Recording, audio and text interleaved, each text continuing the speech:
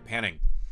Going left and right. If you're not sure what panning is, we're talking about where we're placing our signal in terms of left and right in a stereo setup. When I say stereo, that means that we have two different channels, or you can think of it as two speakers that are playing back this audio. One is on our left, one is on our right, similar to how you wear headphones, right? You have one for your left ear, one for your right.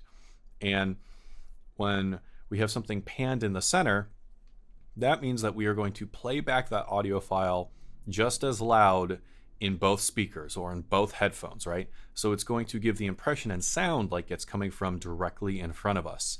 If we have something panned to the left as opposed to the right, that means that it's going to play it louder from the left speaker or through the left channel and quieter from the other channel. So if I had something panned hard left, we would only hear it coming out of the left channel, out of the left speaker, and we would not hear it coming from the right channel or speaker at all, right? And then vice versa.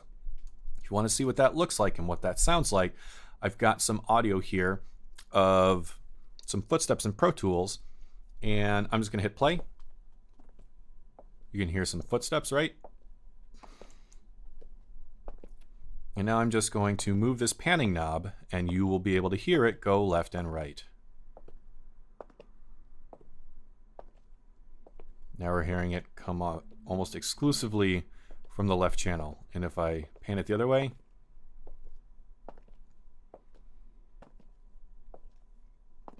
there you go. You can even visually see it here on the master fader, which is showing you the end audio that's going out of this session. You can see now that the level on the left is much higher than the one on the right. Let me back up here. See how much higher that is. That's how we're generating that effect.